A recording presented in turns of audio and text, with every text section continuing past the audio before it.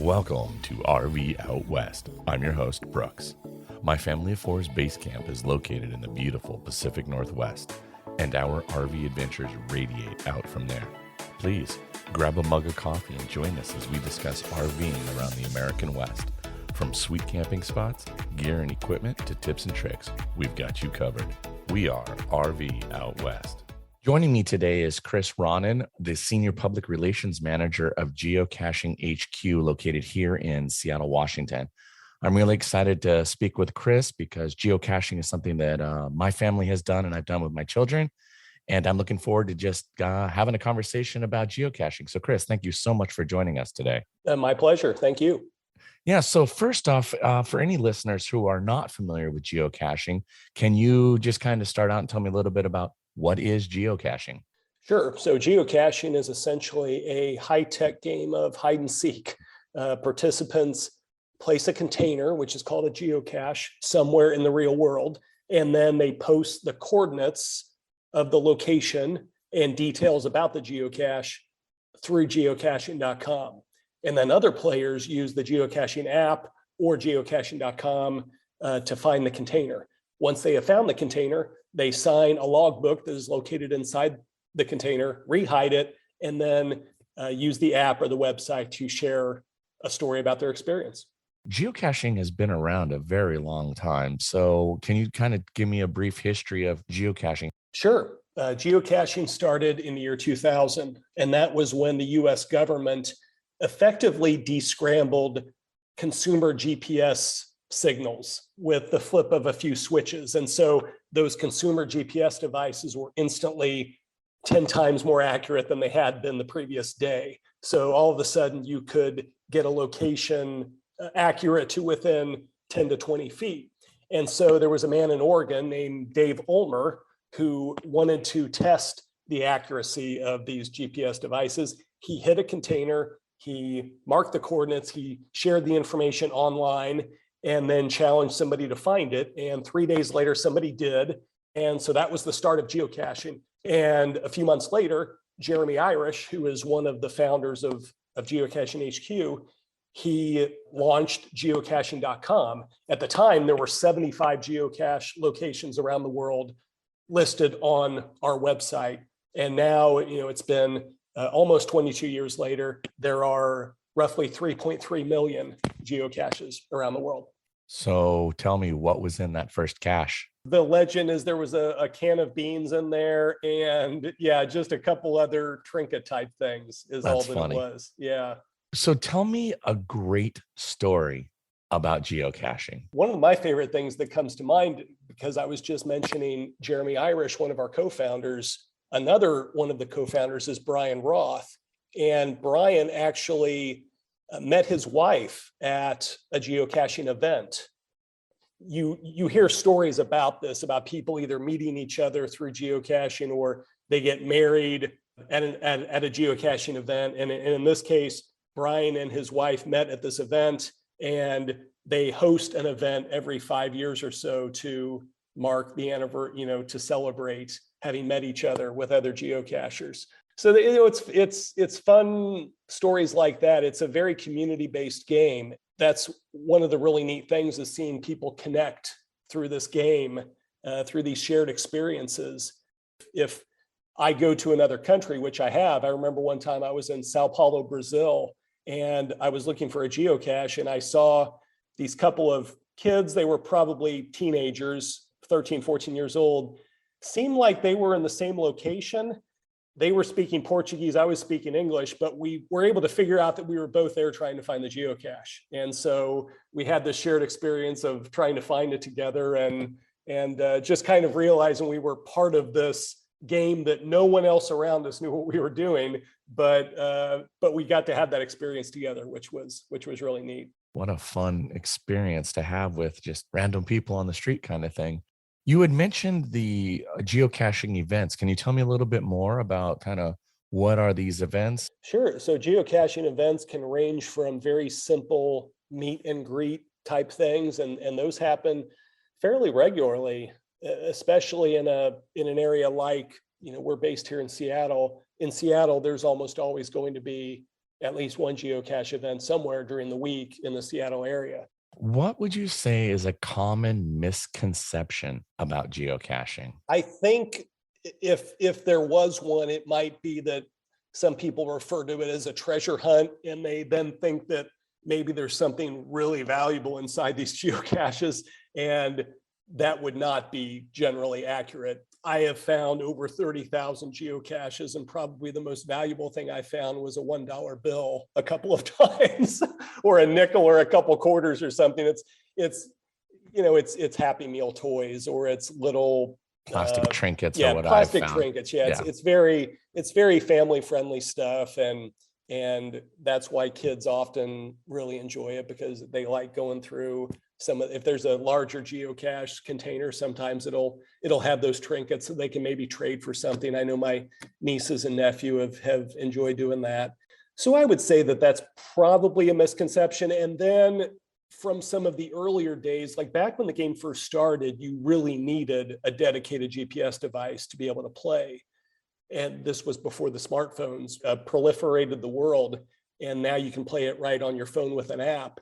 So I think there might be some folks that still think that you need expensive equipment or what have you. And that certainly is not the case anymore. Share with me an important lesson that geocaching has taught you. An important lesson for me has just been that there are some really neat places very close to me that I might not know about if it wasn't for geocaching.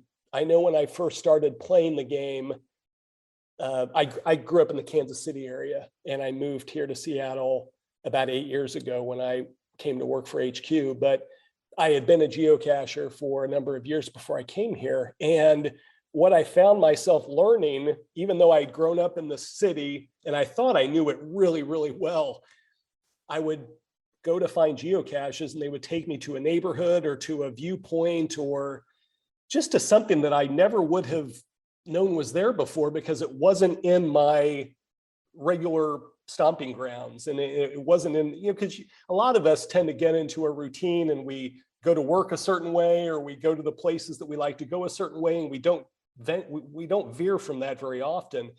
But if you do veer from it, and I think your audience being folks that probably spend a lot of their time veering off into different locations will understand what I'm saying here.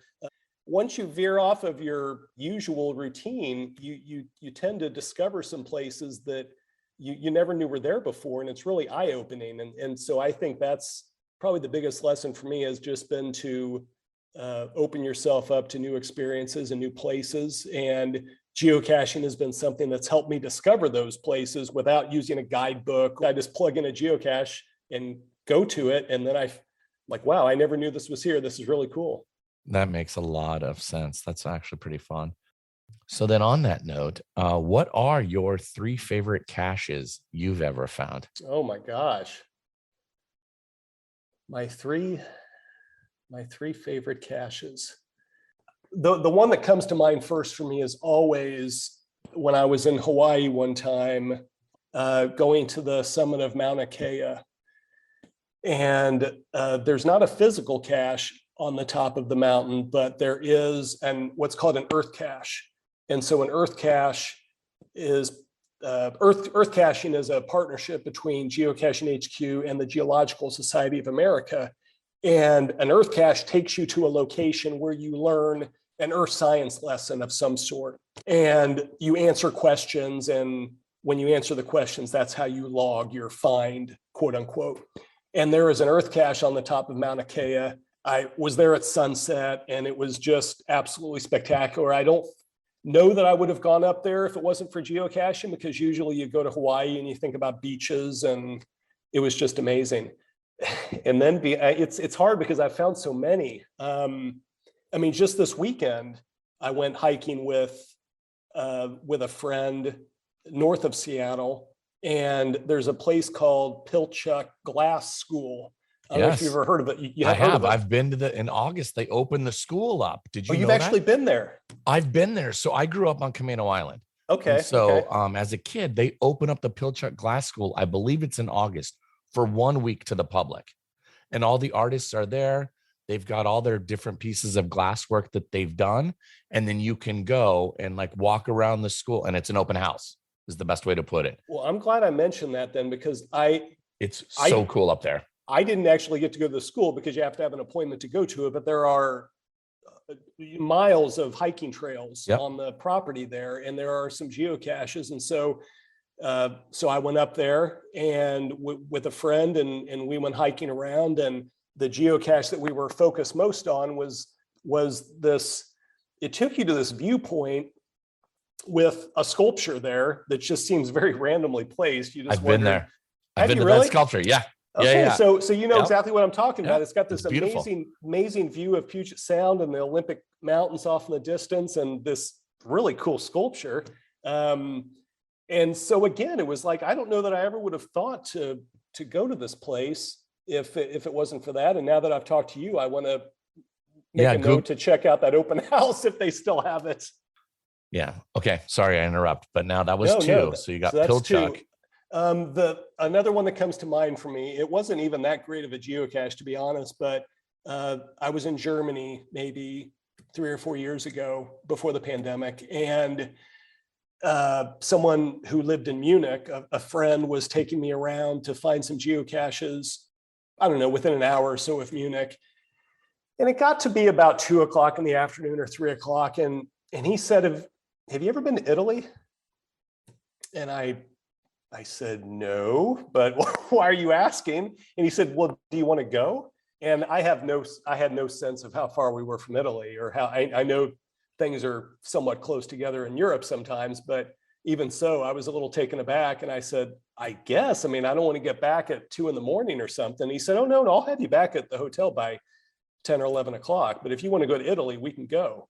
And so sure enough, within, I don't know how long it was within a couple hours, we just got barely over the border, found a geocache in Italy. I can say I've been to Italy now. Again, it wasn't so much about in that case, it wasn't so much about even the location as those other two were that I mentioned. It was just the experience. It was just someone's that I was geocaching with said, hey, do you want to do this cool thing? And it was the spontaneity of it all that geocaching brings. And and so it took me to a nice location, and it was just kind of an experience that it was certainly very memorable. So can you explain to our listeners kind of the various different types of caches that they could maybe expect to find in the wild? Right. So as far as sizes go, it can vary between what are known as nano or micro geocaches, and those can be the size of a thumbnail. I mean, very small little containers, just big enough to hold a sheet of paper, all the way up to haven't seen it myself, but I've seen photos of people that have repurposed those huge shipping containers. They will repurpose those as a geocache. So it really is only limited by the creativity that people have. And what we have found is that the creativity is pretty boundless. I still find things, even after I've been playing the game now for almost 11 years, I still find things that I've never seen before, which is really cool to me. That now mostly I'm finding stuff where I've seen that sort of a thing, but just this weekend I found something where I was like, oh my gosh, I've never seen somebody do this before. It was really cool. And then there are different, what we call cache types. So which isn't about size. It's about the kind of experience that you're going to have. So most geocaches are what are known as traditional geocaches. They are at the location that is listed on the geocache page on the app or the website, and it's just a traditional container of some sort. But there are also mystery caches, which generally require you to solve a puzzle of some sort in order to learn the coordinates where the geocache will be located. There are earth caches, like I spoke of before, that are some sort of a earth science lesson. There are multi-caches, and a multi-cache is something where you will go to 2 or more stages and gather information that will eventually direct you to whatever the final location is. So, and there are others, but those are some of the more common ones. So there are a variety of different kinds of experiences that you're going to have, not just related to the size of a geocache or what kind of a container it's going to be, but also the experience that will lead you to that location and that container. So then what's the proper etiquette once you find a cache? What am I kind of, there's got to be not rules, but just etiquette, or kind of, so you're not messing the game up for those who come after you, right? It's that whole leave no trace, I'm sure, but. Right. So yeah, the main rule is to sign the log sheet and then rehide the cache the way that you found it. If you're going to take something, leave something of equal or lesser value. So, again, if you find a Happy Meal toy, leave something else that you think is close to being as cool as a Happy Meal toy. It's pretty simple. And, really just trying to be aware of, again, if there are people around who aren't geocachers, don't broadcast that, hey, here's this thing here, and leave it open for everybody to see, And if you see a problem with the geocache, if the logbook is in bad shape, if it's wet, if something's broken or missing, you can say something about that in your log when you log it on the website or on the app. We also have log types. Found it is the most common log type, but there's also one that's called needs maintenance, and that lets the cache owner know that there's something that they may need to take a look at. Those are kind of the basics of it. Now, trackables. I've never found a trackable yet. For the listeners, let's just briefly explain what is a trackable, and then how would I know if I found one, and what am I supposed to do next with it once I find one?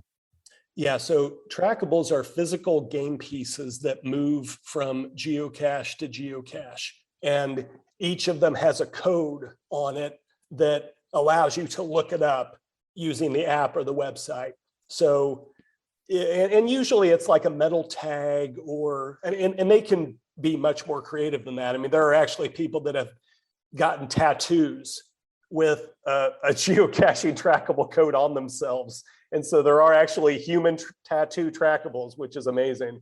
So there are a wide variety, but the very basic one is just a tag of some sort that has a unique alphanumeric code, and you can type that code into the app or the website. It'll bring up the page for that trackable, which will tell you if it has a mission of some sort. So a person could put a trackable out in the world, put it in a geocache, and say, put it in a geocache in Seattle and say, I want this trackable to go to Key West, Florida, for instance.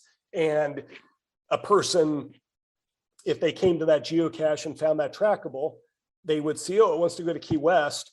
I'm going to Arizona next week. That'll get it closer. And so if you find a trackable that is going somewhere you're going to be going, or you're going in that direction, if you can help it along in its mission, then cool. And then there are other trackables where people just give it a mission of, I just wanted to travel. I just wanted to go around and post pictures of where you take it or whatever, that sort of thing. So yeah, it's kind of a cool little side game part of geocaching. Has there ever been a trackable that's made it to Antarctica? I'm sure there has been. Okay. They're actually probably the most famous trackables are the couple that have been to the International Space Station, actually. What? Yeah, so there was a space tourist, a guy named Richard Garriott, who was very famous for being a video game developer. And eventually he went up to the International Space Station as a space tourist, and he was also a geocacher. And so he actually placed a geocache on the International Space Station, and he left a trackable on there as well that stayed for a couple of years, but then eventually was brought back down to Earth.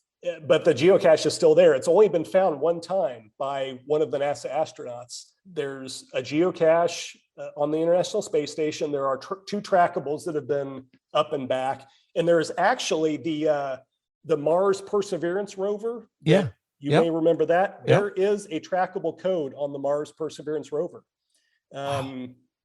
which is super cool. There's if people are interested, they could read more. We did a blog about it a couple of years ago when all this happened, but there's a very, very smart guy who is a geocacher who works for NASA, and he got in touch with us and was interested in making the Mars rover. He was going to be part of the team that was doing some work on that project.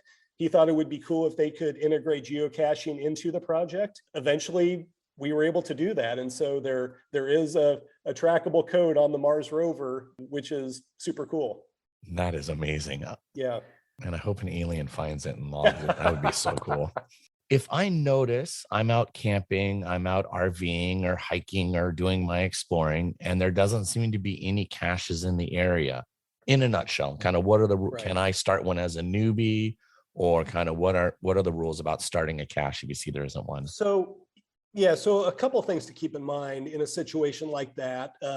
One is that we do suggest that people find 20 or so geocaches before they hide their first one, so that they can get an idea for what do they like about geocaches, and what do they want to try to put into their own geocache that maybe is informed by what they have found.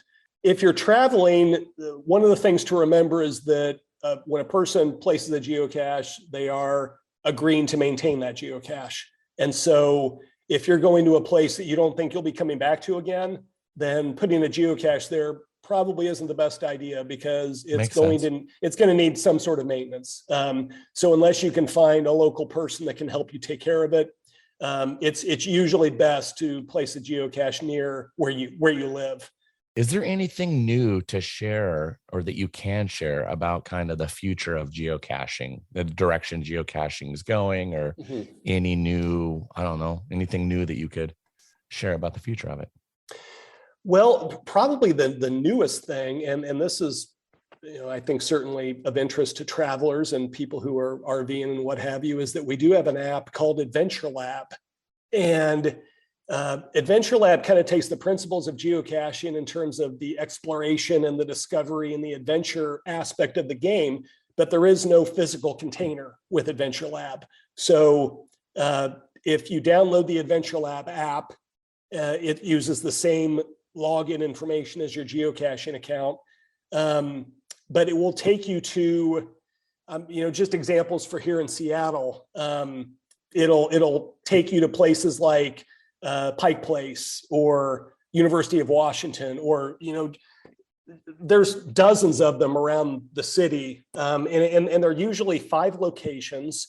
And when you use the app to travel to a location, when you get there, usually it's just asking you for, I don't know, maybe you'll get to a sculpture or a plaque of some sort, and it'll say, okay, what is I'm just trying to think of an example of one that I've done recently, but one's not coming to mind. But basically, you're looking for a code word of some sort that you would input into the app. And then once you put in the right word or number or whatever, it'll say you found it. You found it. And so you get one find for your geocaching account. So Adventure Lab is kind of our attempt to, again, just kind of expand the opportunities for discovery and adventure, maybe take you to places where a physical geocache might not be as possible. So for instance, the Seattle Center, there are geocaches around there, but sometimes in urban environments, it can be more difficult to place something, or there might be locations where the land managers don't want there to be a physical geocache, but they're okay with there being a more virtual experience, a non-physical experience with the Adventure Lab app. So I've got listeners, they're all listening, and now they're like, I'm intrigued. How do I get started? What does it cost? What do I need to do? So for geocaching, probably the easiest thing to do is just download the geocaching app. So for iPhone and Android, it's super easy. It's free to download, free to start an account. Yeah, you can have a whole lot of fun just with a free account, and totally cool. And if you do want to get a premium membership, those are $30 a year. That opens up more features on the app and the website, extra search capabilities, things of that nature. It opens up premium member only caches. So those are ones where the cache owner has designated it as premium member only. We just recommend people download it, get started, see if you like it. We think you will. But do I need to bring a pen? Do I need to bring trinkets, or is that not even? You definitely want to bring a pen or a pencil too, because not all geocaches have them in the container. Some do, especially some of the bigger ones, but it's always good to be equipped with a pen or a pencil or something like that. And yeah, if you think you're going to be going after some bigger geocaches that have room for trinkets and trading those is something you think you might enjoy, totally do that. I mean, that's something that we certainly do. My wife and I, when we're out geocaching, she's a huge collector of Happy Meal toys. So she's always wonderful.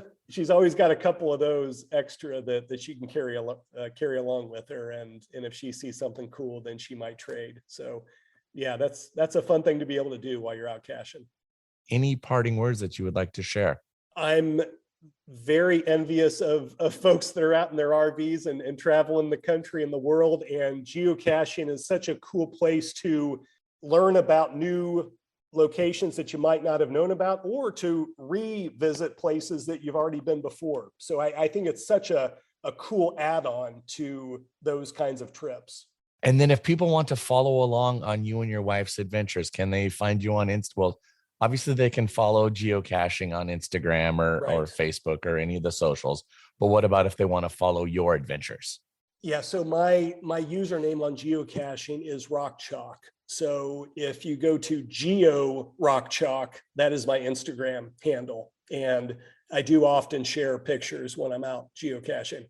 Well, Chris, thank you so much again for taking the time out of your busy day to speak with me here today. It was a real pleasure to talk geocaching. Oh, thank you. I really appreciate the invitation. Thanks so much. Thank you. In our next episode in 2 weeks, summer will have arrived here in the Pacific Northwest as we find ourselves around the bend after the 4th of July. It may seem like an odd time to chat about ski in, ski out winter camping, but I've got a great interview with Meg of Infinity Cycling in Leavenworth, Washington, as she shares all about RV winter camping in Lot F at Stevens Pass. In the meantime, please be sure to share with your friends and family about this podcast, and head over to Apple, Spotify, or Amazon Podcasts and leave this show a rating and a review. If you have not yet subscribed to the show, please do so that way you'll never miss an episode. If you have an idea for a topic you'd like me to discuss, please contact me at rv.out.west@gmail.com. Now, get out there, explore, and go see what's beyond the horizon. Thanks so much for listening to RV Out West. Join us again in 2 weeks with our next episode. Please like and subscribe to our podcast on iTunes or wherever you choose to get your podcasts so you never miss an episode. And I sure would appreciate if you left a rating or a review of the show. Special thanks to Scott Holmes Music for providing the intro song, We Are One. RV Out West can be found on Instagram and Facebook, where you can interact with us and follow along on our RV adventures around the Pacific Northwest. So get out there, explore, and go see what's beyond the horizon.